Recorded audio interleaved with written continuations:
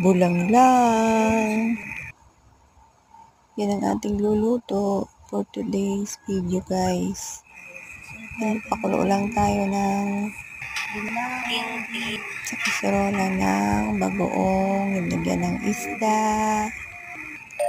at isusunod ko dyan ang patani, tapos may nilagyan ko din ng sibuyas Tagalog, tapos ayan, lalagyan natin ng tani, tapos patola. Yun lang, guys. Yan ang ulam natin. Namiss ko yan sa probinsya. May bulaklak pa ng kalabasa. Ang sarap niyan. Manamis-namis. Patola. Ang ating gulay. Patola. Yan. Bulang lang.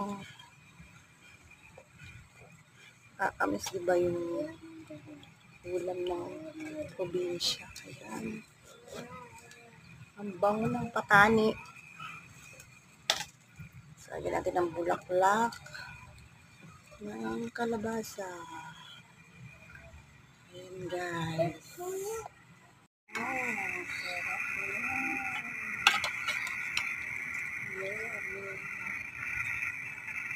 Tapos mamaya, ilalagay natin yung bulaklak ng kalabasa. Ayan, sarap yun, guys. Dinding. Ulang lang ang tawag dyan, guys. Atin yung bulaklak, guys.